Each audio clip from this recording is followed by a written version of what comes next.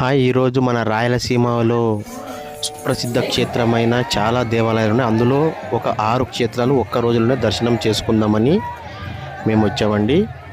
అందులో కొన్ని క్షేత్రాలు గురజాల శ్రీ రామలింగేశ్వర స్వామి, తుంగభద్ర నది ఒడ్డున మంత్రాలయం రాఘవేంద్ర స్వామి, అలాగే మేలిగనూరు శ్రీ రామలింగేశ్వర స్వామి, ఇది కూడా తుంగభద్ర నది ఒడ్డున ఉంటుంది. తర్వాత పలికే దేవుడు అని పేరుగాంచిన బుడమల దొడ్డి ఆంజనేయ స్వామి, అలాగే అందరికీ తెలిసిన మన కర్నూలు జిల్లాలో చాలా సుప్రసిద్ధమైన క్షేత్రం ఉరుకుందు ఈరన్న స్వామి. ఈ 6 క్షేత్రాలను దర్శనం చేసుకుందామని వచ్చామండి ఈరోజు. అందరికి నమస్కారం అండి. ఈ వీడియో ఫస్ట్ టైం చూసేవారైతే ఖచ్చితంగా సబ్స్క్రైబ్ చేయండి, లైక్ చేయండి, కామెంట్ చేయండి ప్లీజ్. తుంగభద్ర నది ఒడ్డున ఆధ్యాత్మికతో నిండిన పవిత్ర క్షేత్రాలు, పాండవులు ప్రతిష్టలు, శ్రీరాముడు అడుగు జాడలు, వ్యాసరాయుల ఆశీర్వాదం, ఒకే ప్రయాణంలో 6 మహిమాన్విత దేవాలయాలు దర్శనం.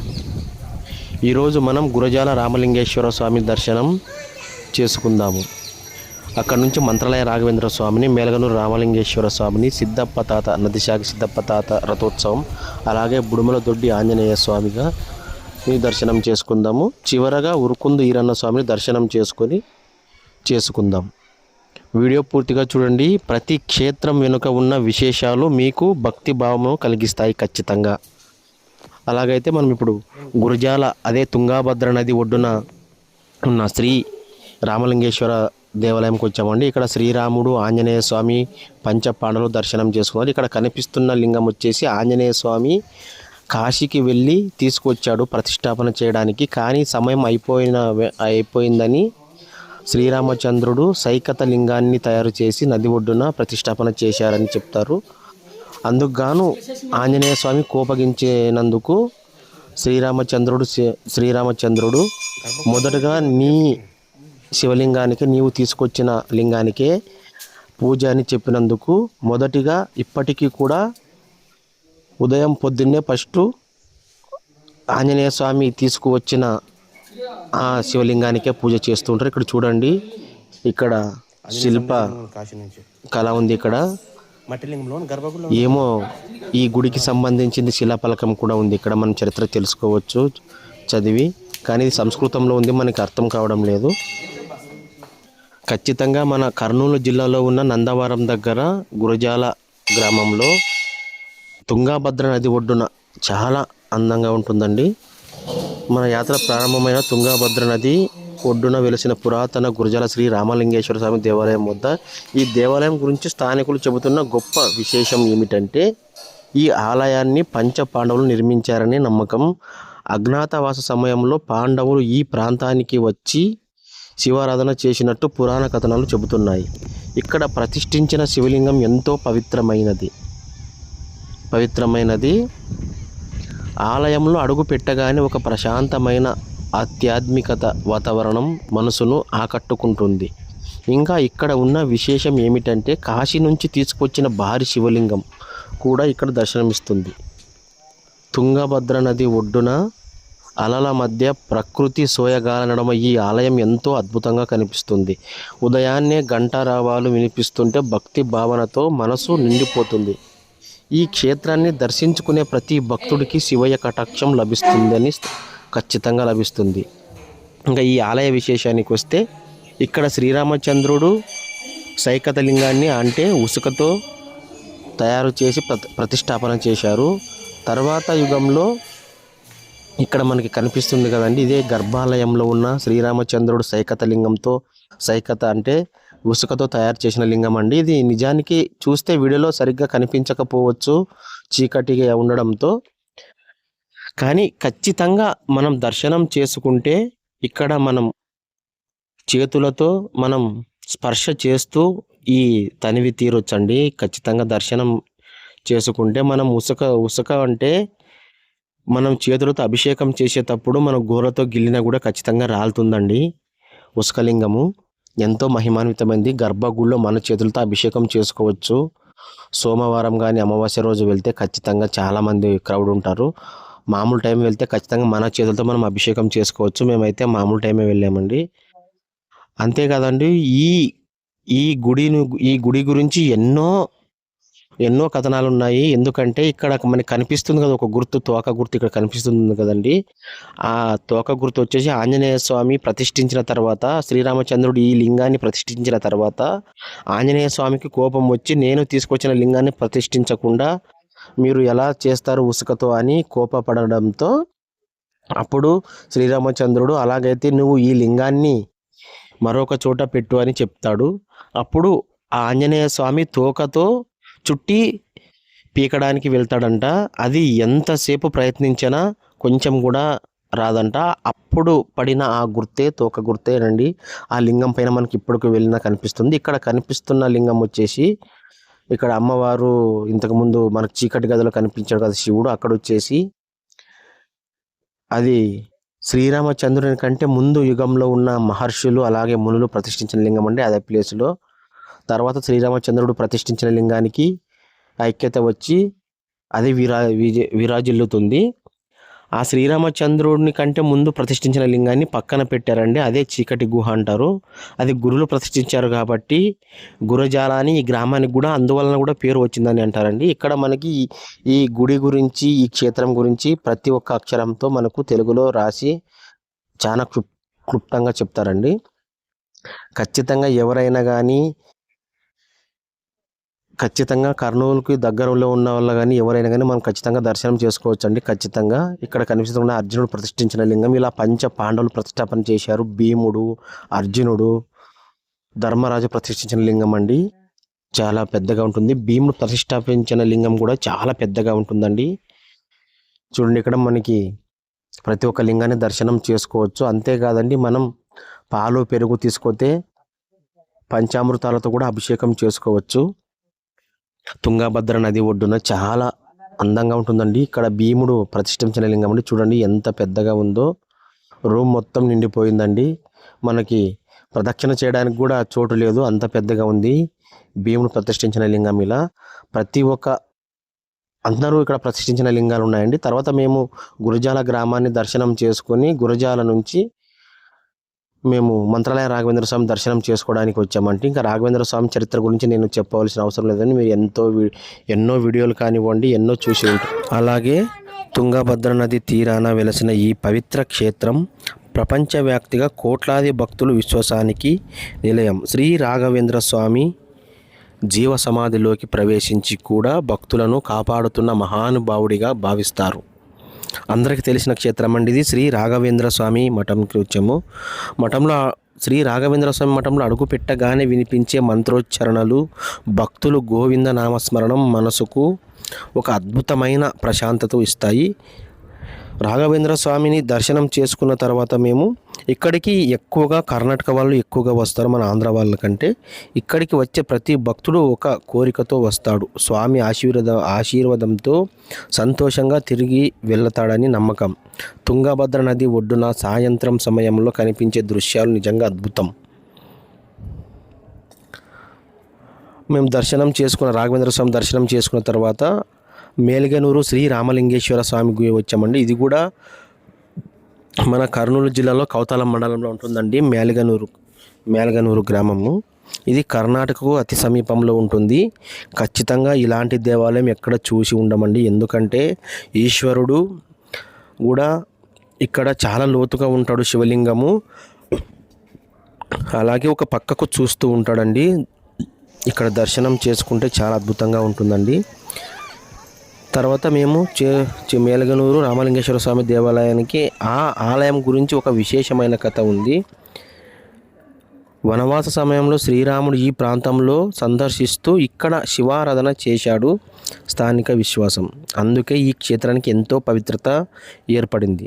ఆలయం చుట్టూ కనిపించే ప్రకృతి అందాలు, గ్రామీణ వాతావరణంలో ఉన్న ఈ దేవాలయం ఎంతో ప్రశాంతంగా ఉంటుంది. ఇక్కడికి వచ్చిన భక్తులు కుటుంబ శాంతి, ఆరోగ్యం కోసం ప్రత్యేకంగా ప్రార్థనలు చేస్తారు. నదికి చాలా దగ్గరలో ఉంటుందండి. వర్షాకాలంలో అయితే నీళ్లు గుడిని దాటి వస్తాయి. ఈశ్వరుడు కూడా కొన్ని సందర్భాలలో మునిగిపోయాడు. ఈ క్షేత్రం కూడా ఈ క్షేత్రాన్ని దాటి గ్రామాన్ని దాటి వస్తుంది తుంగభద్ర నది. కానీ ఇప్పుడైతే చాలా క్షేత్రస్థాయిగా చాలా పెంచారు. ఇక్కడ వసతులు కానివ్వండి చాలా అందంగా ఉంటుంది. ఖచ్చితంగా మనం మన కర్నూలు జిల్లాలో దర్శించుకోవాల్సిన క్షేత్రం అండి శ్రీ రామలింగేశ్వర స్వామి. ఇది కర్ణాటకకు చాలా దగ్గరలో ఉంటుందండి, కర్ణాటక బార్డర్లకు. ఖచ్చితంగా మీరు ఎప్పుడైనా దర్శనం చేసుకోవాలంటే ఖచ్చితంగా గురజాల రామలింగేశ్వర స్వామి దేవాలయాన్ని, అలాగే మనం రాఘవేంద్ర స్వామిని, అలాగే మేలగనూరు శ్రీ రామలింగేశ్వర స్వామిని, అలాగే కందుకూరులో కూడా ఇలాంటి శివలింగాలు ఉన్నాయండి.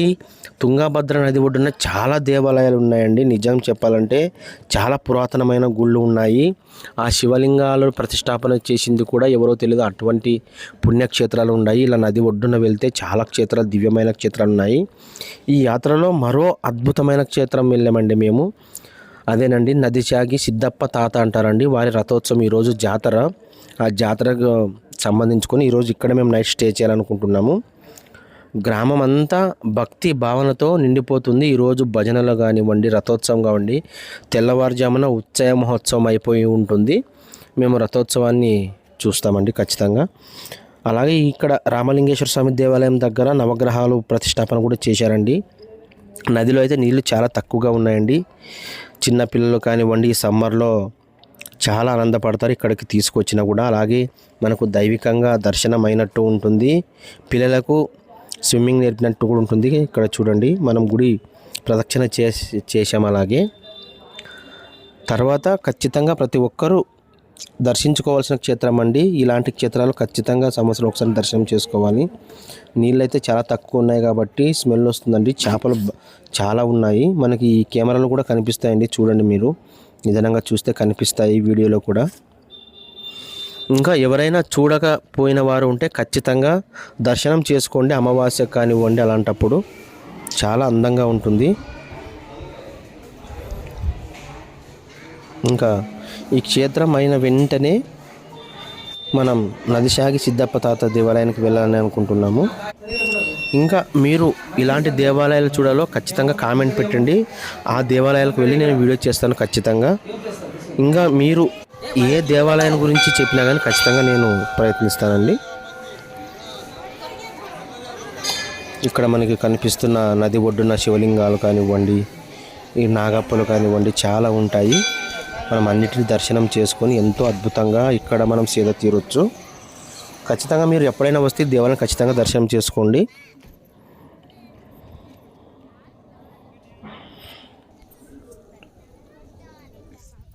ఈ యాత్రలో ఇంకొక క్షేత్రం అండి నదిశాగి సిద్ధప్ప తాత రథోత్సవం.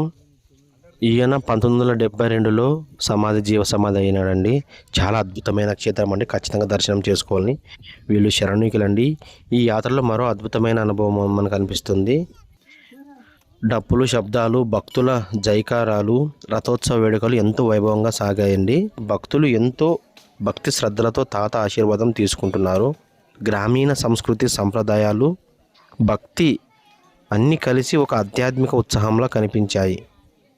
చూడండి, ఇక్కడ మనకి కనిపిస్తున్న క్షేత్రం అంటే చాగి సిద్ధప్ప తాత వారి దివ్య క్షేత్రము. ఇక్కడ కింద జీవ సమాధిలో ఉంటాడండి. ఇక్కడ మనకు పైనుంచి చూడొచ్చు. మనం దర్శనం చేసుకోవాలంటే కిందికి మెట్లు దిగి కిందికి ఉంటుందండి, అండర్ గ్రౌండ్లో ఉంటుంది. ఆయన సమాధిని కూడా మనం దర్శనం చేసుకోవచ్చు. ఆయన 1972లో కాలమయ్యాడండి. ఆయన్ని సమాధి చేశారు. అక్కడే ఈ గుడి కూడా కట్టారు. ఆయన ఎన్నో మహిమలు చూపాడంటండి, అప్పటి వాళ్ళు చెప్తుంటారు. చాలామంది మేము కూడా మా పేరెంట్స్ కానీ చెప్పారు. అప్పటి నుంచి మేము కూడా ప్రతి అమావాస్యకు వస్తుండే వాళ్ళం. కానీ ఇప్పుడు ఒక 7 years నుంచి అసలుకి రావటం లేదండి. ఓన్లీ సంవత్సరానికి ఒకసారి జాతరకు మాత్రమే. మీకు కనిపిస్తుంది కదా ఇక్కడేనండి చాగి సిద్ధప్ప తాత గురువు గారి సమాధి. చూడండి, దర్శనం చేసుకోండి. ఇలాంటి వాళ్ళు ఇక్కడ మనకు కనిపిస్తుంది కదండి. 1972లో ఈయన సమాధి అయినాడు. ఇలాంటి వారు ఎన్నో మహిమలు చూపుతూ ఉంటారండి మన పక్కనే ఉండి. కానీ మనం అలాంటి వాళ్ళని నిజానికి చెప్పాలంటే అలాంటి వాళ్ళని మనం గమనించలేము. వాళ్ళు పిచ్చి వాళ్ళలాగా ఉంటారు, కానీ వాళ్ళ లోకమే వేరు. చాలా క్రౌడ్ ఉందండి, చాలామంది వచ్చారు. ఈ జాతరకి సంవత్సరం ఒకసారి జరుగుతుంది. ఇలాంటి ఇప్పుడు అక్కడ రథోత్సవానికి కూడా చాలా సన్నాహాలు జరుగుతున్నాయండి. రథోత్సవానికి రెడీ అవుతున్నారు. స్వామివారిని వెండి విగ్రహం కూడా తీసుకొచ్చారు. స్వామివారికి ఎన్నో కిలోల వెండి విగ్రహం చేయించారు. మేము దాదాపుగా ఈ జాతరకు రాక 20 సంవత్సరాలు అయి ఉంటుందండి. అప్పుడు మా గ్రాండ్ మదర్ ఉన్నప్పుడు మేము వచ్చేవాళ్ళము, మా గ్రాండ్ మదర్ వెనకాల. తర్వాత మళ్ళీ ఇప్పుడు వచ్చాము. కానీ ప్రతి అమావాస్యకైతే అప్పుడు వచ్చేవాళ్ళమండి, ఒక 7 ఇయర్స్ బ్యాక్. ఇప్పుడు 7 ఇయర్స్ నుంచి అసలు రావడం లేదు. చూడండి, రథోత్సవం చాలా అందంగా ఉంటుందండి. చాలా బాగా రెడీ చేశారు గ్రామస్తులు. స్వామివారిని పైకి, రథోత్సవం పైకి తీసుకువెళ్తున్నారు. సిద్ధప్ప తాత గారి విగ్రహాన్ని చాలా భక్తిభావంతో మనకు కనిపిస్తుందండి. ఖచ్చితంగా చూడవలసిన క్షేత్రం అండి ఇది కూడా మేలగనూరుకి 3 కిలోమీటర్ల దూరంలోనే ఉంటుందండి. ఈ క్షేత్రం కూడా మనం ఖచ్చితంగా రామలింగేశ్వర స్వామి దర్శనం చేసుకున్నప్పుడు ఖచ్చితంగా ఈ తాతగారి సమాధి కానివ్వండి, ఈ క్షేత్రాన్ని దర్శనం చేసుకోవచ్చు. చూడండి, ఎంతో అందంగా భక్తి భావంతో మనకి శ్రీశైలంలో కనిపిస్తున్న రథోత్సవం లాగా రెడీ చేశారండి. కానీ రథోత్సవం స్టార్ట్ అయ్యడానికి ఖచ్చితంగా 6 అయిందండి. కొద్దిగా చీకటి పడింది. రిటర్న్ రావడానికి చీకటి పడిపోయింది. మొత్తము చాలా క్రౌడ్ ఉన్నారండి, చాలామంది ఉన్నారు. కానీ మాకైతే దర్శనం కానివ్వండి, మేము కూడా తాడబట్టుకొని లాగామండి రథోత్సవాన్ని కాసేపు. తర్వాత ఉదయాన్నే 5 గంటలు లేచి మేము స్నానాలు చేసుకొని మేము మా గ్రామానికి తిరిగి వచ్చే దారిలోనే అండి చాలా అద్భుతమైన క్షేత్రం అండి. చూడండి, రోడ్డు కూడా చాలా బాగుంటుంది.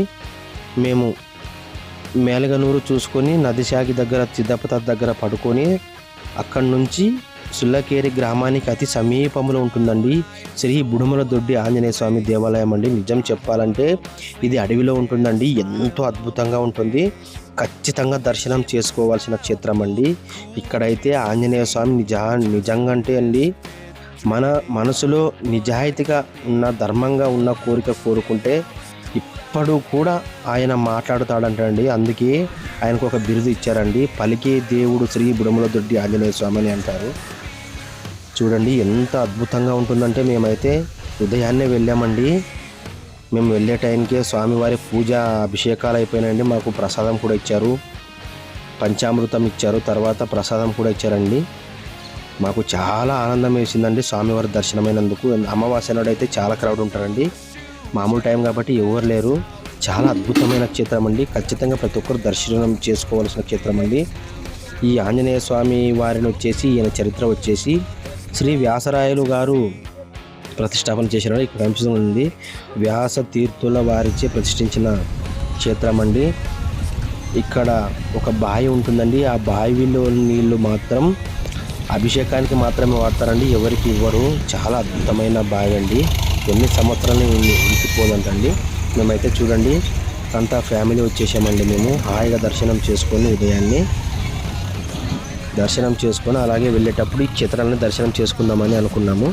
మాకైతే చాలా బాగా అయిందండి. ఆంజనేయ స్వామి దర్శనం చేసుకొని పక్కనే శివాలయం ఉంటుందండి. శివాలయం దర్శనం చేసుకొని ప్రసాదం ఇచ్చారు పూజారి గారు. ప్రసాదం తీసుకొని పంచామృతాలు తీసుకొని మేము మళ్ళీ మా గ్రామానికి వచ్చే అతి సమీపంలో ఉన్న శ్రీ ఉరుకుందు ఈరన్న స్వామి క్షేత్రాన్ని దర్శనం చేసుకోవాలి. ఎందుకంటే మన రాయలసీమలో, అందులో కర్నూలు జిల్లాలో అందరికి తెలిసిన క్షేత్రం అండి ఉరుకుందు ఈరన్న స్వామి. చివరిగా మా యాత్ర చేరుకుంది ఉరుకుందు ఈరన్న స్వామి వారి క్షేత్రానికి. రాయలసీమ ప్రాంతంలో ఎంతో ప్రసిద్ధి చెందిన ఈరన్న స్వామి భక్తులు కొంగు బంగారం. ప్రతి సంవత్సరం వేలాది మంది భక్తులు ఇక్కడికి వచ్చి స్వామి దర్శనం పొందుతారు. ఆలయంలో కనిపించే భక్తి వాతావరణం భక్తుల నమ్మకం మనసు కదిలిస్తాయి. శ్రావణ మాసంలో మాత్రము లక్షల మంది వస్తారండి. ఆ నెల మొత్తము గురువారము, సోమవారము లక్షల మంది వస్తుంటారండి. పోలీసులు వచ్చేవారు కూడా చేత కాదు వాళ్ళని క్రౌడ్ కంట్రోల్ చేయడం. అంత అందమైన క్షేత్రం అండి, అంత పవర్ఫుల్ క్షేత్రము. ఉగ్ర నరసింహస్వామి క్షేత్రం అండి. మన ఉరుకుందు నరసింహ స్వామి, ఉరుకుందు ఈరన్న స్వామి అంటారు. ఎంతో పవర్ఫుల్ అయిన క్షేత్రం అండి. ప్రతి ఒక్కరూ మా కర్నూలు జిల్లాలో ఉన్న వాళ్ళు ఖచ్చితంగా దర్శనం చేసుకుంటారు. ప్రతి ఒక్కరూ ప్లీజ్ దయచేసి మీరు ఉరుకుందు ఈరన్న క్షేత్రానికి వచ్చినప్పుడు అతి సమీపంలో ఉన్న శ్రీ బుడుమల దొడ్డి ఆంజనేయ స్వామిని మాత్రం ఖచ్చితంగా దర్శనం చేసుకోండి. చాలా అద్భుతమైన ఉంటుంది. చాలామంది ఉరుకుందు ఈరన్న స్వామికి వచ్చి అలాగే రిటర్న్ వెళ్ళిపోతూ ఉంటారండి. చాలా తప్పండి అది. దయచేసి ఖచ్చితంగా మీరు దర్శనం చేసుకోవాల్సిన క్షేత్రం అండి శ్రీ బుడుమల దొడ్డి ఆంజనేయ స్వామి క్షేత్రం కానివ్వండి, ఉరుకుందు ఈరన్న స్వామి క్షేత్రం. చూడండి ఇప్పుడు ఎంత అందంగా గోపురాలు కొత్తగా కట్టారండి. ఈ కలశ ప్రతిష్టాపన కూడా కొన్ ఒక సంవత్సరం కిందటే జరిగిందండి. చాలా అందంగా జరిగింది. ఆ కలశ ప్రతిష్టాపనకు హెలికాప్టర్‌తో పూలు చల్లారండి. ఎక్కడి నుంచో స్వాముల వారు వచ్చారు. వేద మంత్రాలతో చాలా చక్కగా చేశారు. మేము కూడా వెళ్ళాము. అప్పుడు మేము ఊరుకుందిరన్ స్వామి దర్శనం చేసుకొని ప్రసాదం తీసుకున్నామండి. అమావాస్య రోజు వస్తే చాలా మంది ఉంటారండి. దర్శనానికి ఖచ్చితంగా 4, 5 గంటల సమయం పడుతుంది. ఫుల్ క్రౌడ్ ఉంటది. కానీ మేము సాధారణ టైంలో వచ్చాము. ఎంత బాగా అయిందంటే దర్శనం అండి. అంత బాగా అయింది. ఎవ్వరు లేరండి.